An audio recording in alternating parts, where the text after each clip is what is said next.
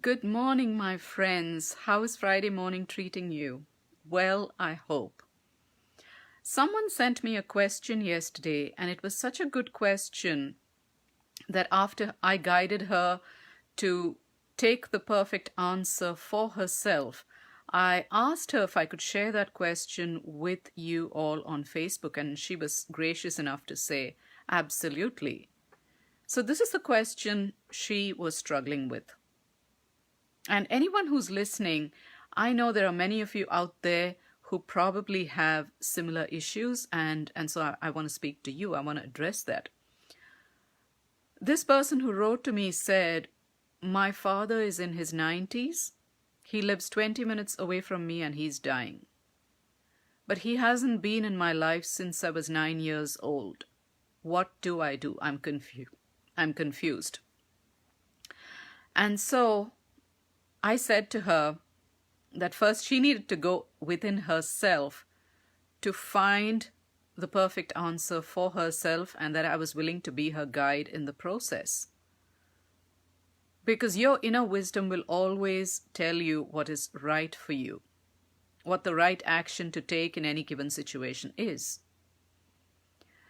And through a process of going back and forth and talking about this with her, she was able to come to the decision that was right for her.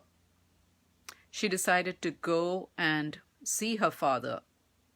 She didn't know what to say to him. She was confused about, how do I navigate this situation? He hasn't been in my life all these years. I have grandchildren. What do I say to the man? I don't even know. And so I gave her some ideas. We talked through some stuff that she could actually say. And she decided to go see him. Many of you may be in her shoes. Maybe you have been rejected when you were a child, when you were very young or a teenager. Maybe you were abandoned. A parent walked away from your life or left you when you were very early, didn't keep you safe, didn't protect you.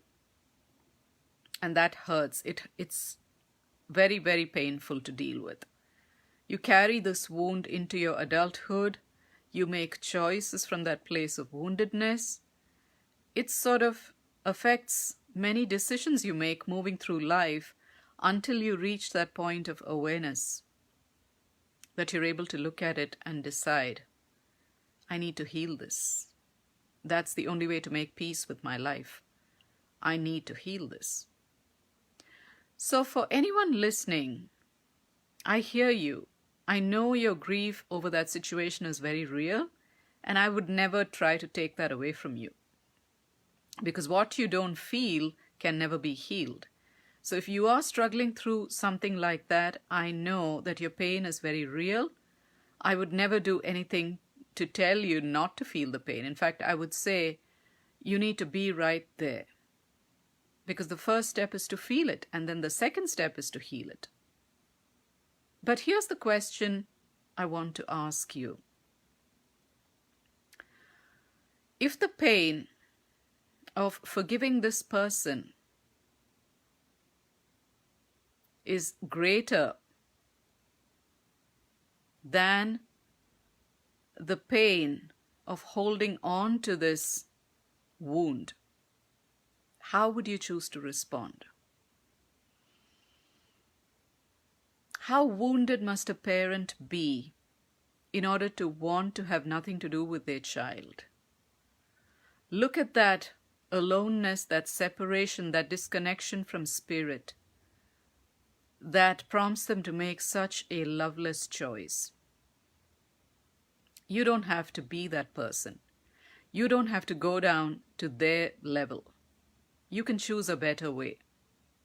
Once you've dealt with the pain of the situation, the pain of the abandonment or rejection, you can definitely decide that you want to do this differently.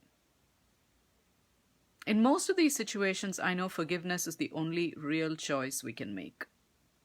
Sometimes it's not possible for us to go and sit with a parent who has no longer been, who hasn't been in our life for years and years together.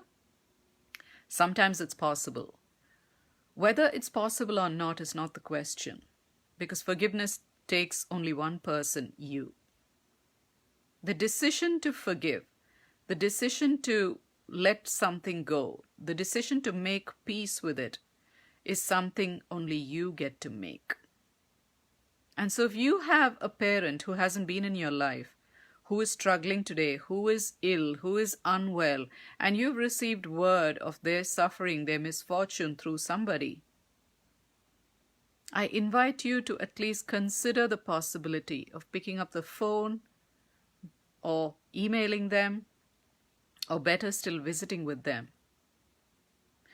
Because here's the thing, I've been doing this long enough to know that the pain of guilt and regret is a much harder pain to bear than the pain of making the decision to forgive in the moment. This is something almost every client that I work with struggles with. The fact that they didn't get to make peace with a parent, a sibling, a spouse, a friend, a co-worker, because we grow through relationships. Holding on to the grudge stops our soul from evolving and growing. How can you be any different tomorrow than you are today if you continue to hold on to the same choice?